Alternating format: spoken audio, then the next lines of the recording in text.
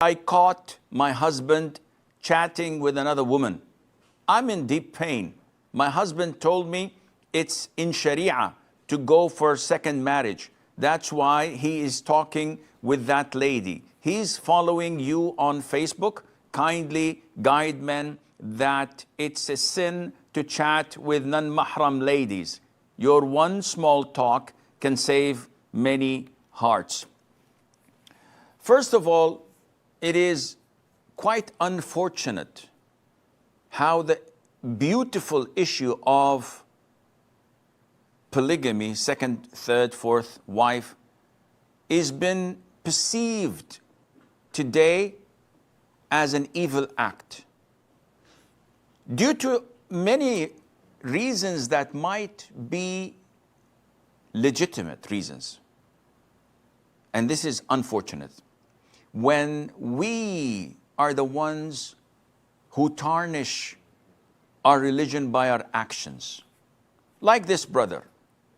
The sister says he follows me on Facebook and he most likely learns from reading the questions and answers. Now, why would he cross the line and commit such a sin and justify such a sin as being part of the Sharia? A'udhu billah. This is something that is audacious, something that is heinous. Akhi, you want to sin? This is your problem. This is between you and Allah. Do not justify your sin and lie and cheat and maybe claim that this is part of Islam. Then this is not an individual sin anymore. This is something that has gone out of proportion.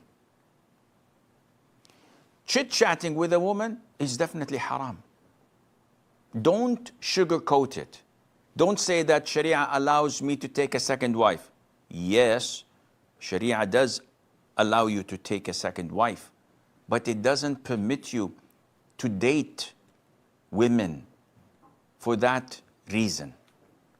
Because then, if I were caught red-handed at a nightclub or having a date with a woman eating at a restaurant, and then, oops, sorry, I was thinking of marrying her.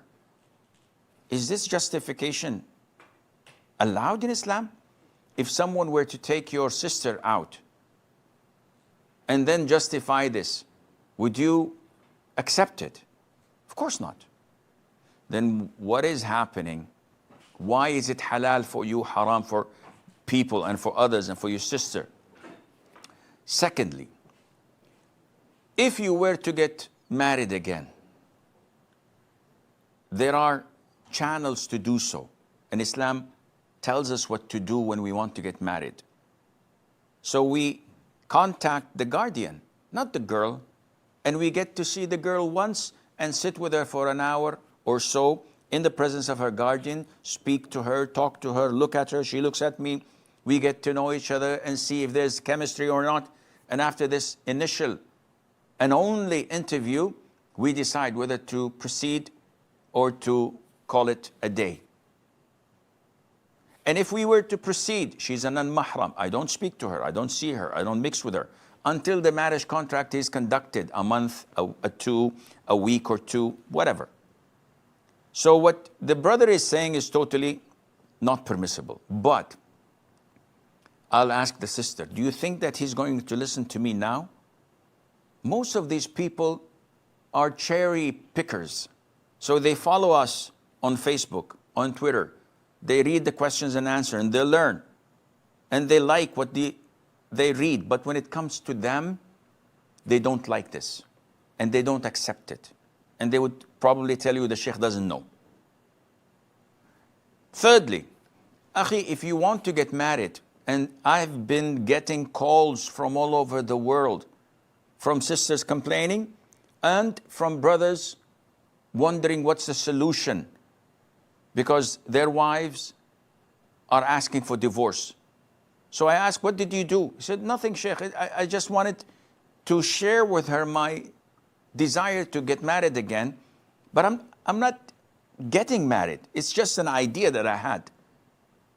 And I've been doing this for 3 years now with her, and she's now frustrated and she's asking for khul'u. She can't take it anymore.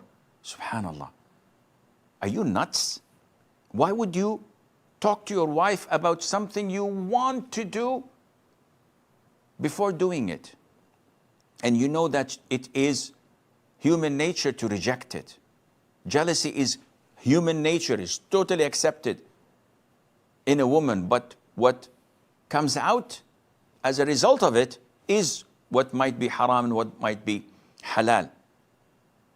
So many people say, listen, I'm getting married next year, and she's gonna be blonde, and she's gonna be ex-Miss Universe, and she's gonna be this, and she's gonna be better cook, better good looking, better family, richer. A'udhu billah. The Prophet told us when slaughtering an animal for udhiyah to sharpen our blade and to make it swift and quick so that the animal wouldn't feel the pain. And what you're doing is completely the opposite. With, of course, the big difference between an udhiyah and your wife. So these people are nuts. They're not wise. They're not fit to get a second wife because they don't have the diplomacy. They don't have the guts. They don't have the wisdom. And finally, to the sister, I may advise you to weigh things according to its correct proportions. And do not exaggerate. Do not kill a mosquito with a cannon. You kill a mosquito with something that kills it without destroying the whole house. So this sin of your husband is a sin, without any doubt. How to react is what defines your marriage. You can go for khul'u, you can ask for divorce, you can make a big problem, you can spoil his day and night. But is this a solution? Of course not. You have to be tactful and you have to be wise in knowing how to deal with such a problem, and Allah knows best.